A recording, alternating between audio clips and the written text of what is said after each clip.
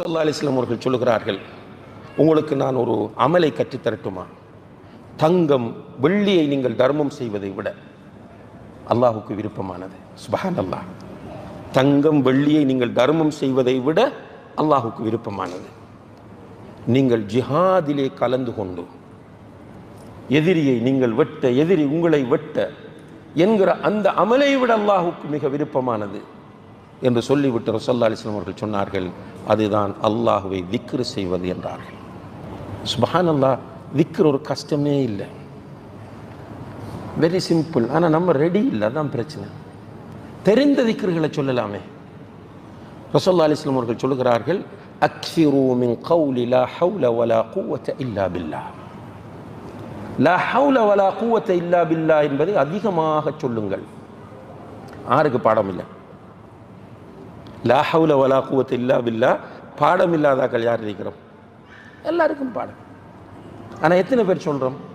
ரசூலுல்லாஹ் சொல்லுகிறார்கள், கன்ஸும் மின் குனூஸில் ஜன்னah. லா ஹவுல வலா குவத்த இல்லா பில்லாஹ் சுவர்க்கத்து பொக்கிஷங்களில் ஒன்று. இன்னும் ஒரு ஹதீஸில் பாபும் மின் அபுவாபில் ஜன்னah, சுவர்க்கத்து வாசல்களில் ஒன்று. லா ஹவுல வலா குவத்த இல்லா பில்லாஹ்.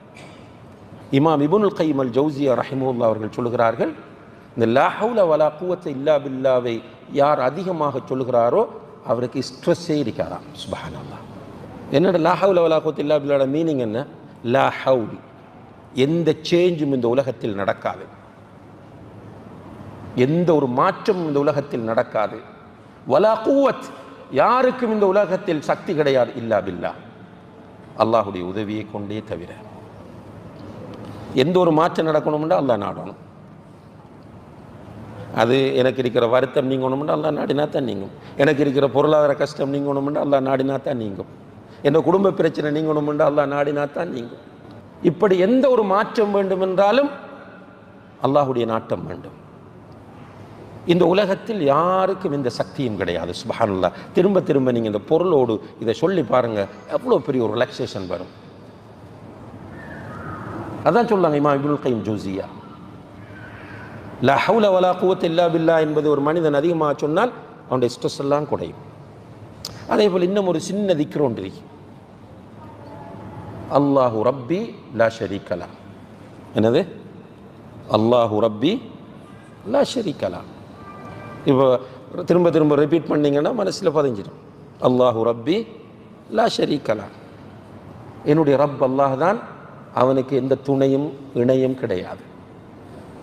ஒரு கஷ்டத்தில் இருக்கிறவர் இதை ஓதினால் அவருடைய கஷ்டம் நீங்கும். பிரச்சனைகளுக்குள் இருக்கிறவர் இதை ஓதினால் அவருடைய பிரச்சனைகள் தீரும் என்று நபி ஸல்லல்லாஹு அலைஹி வஸல்லம் அவர்கள் சொல்கிறார்கள். பொதுவாகவே திக்ர் என்பது அல்லாஹ்வுக்கு மிக விருப்பமானது. அதே நேரத்தில் நமக்கு மிக பெரிய மன அமைதியை பெற்றுத்தரக்கூடிய, அலா பி திக்ரில்லாஹி தத்மஇன்னுல் குலூப். அல்லாஹ்வை திக்ர் செய்வதன் மூலம் உள்ளங்கள் அமைதி அடைகின்றன. எனவே அன்புள்ள சகோதர சகோதரிகளை, நிறைய திக்ர் இருக்கிறது.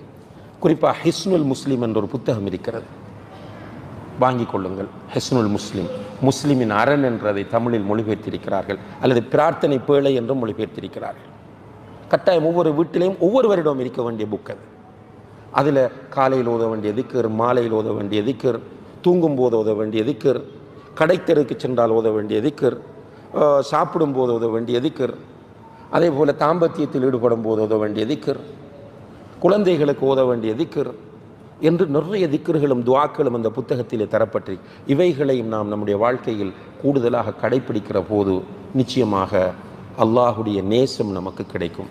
எனவே இந்த ஹதீஸுல் குதுசி என்பது அன்புள்ள சகோதர சகோதரிகளே, நம்முடைய வாழ்க்கைக்கு மிக மிக தேவையான, நமக்கு நன்மாராயம் சொல்லக்கூடிய ஒரு ஹதீஸுல் குதுசியாக இருக்கிறது. யார் என்னுடைய நேசர்களை பகைத்து கொள்கிறார்களோ அவர்களை தண்டிப்பது, அவர்களுக்கு எதிராக யுத்த பிரகடனம் செய்வதனுடைய பொறுப்பு என்றெல்லாம் பொறுப்படுத்தியிருக்கிறான். அடியார்கள் ஃபர்தான வணக்கங்களின் மூலம் என்னை நெருங்கும் போது எனக்கு அது மிக பிடித்ததாக இருக்கிறது என்று சொல்கிறான். அதே போல் நஃபிலான வணக்கங்களை செய்து கொண்டே இருந்தால் அவர்களை நான் நேசிக்க ஆரம்பிக்கிறேன். அவர்களை நான் நேசிக்க ஆரம்பித்தால் என்னுடைய உதவியை கொண்டு அவர்கள் பார்ப்பார்கள், என்னுடைய உதவியை கொண்டு அவர்கள் கேட்பார்கள், என்னுடைய உதவியை கொண்டு பிடிப்பார்கள், நடப்பார்கள். அவர்கள் கேட்டால் கொடுக்கிறேன், அவர்கள் பாதுகாப்பு தேடினால் அவர்களை நான் பாதுகாக்கிறேன் என்று அல்லாஹ் சொல்லக்கூடிய இந்த ஹதீஸ் நம் ஒவ்வொருவருக்கும் ஒரு சிறந்த வழிகாட்டியாக அமைய வேண்டும்.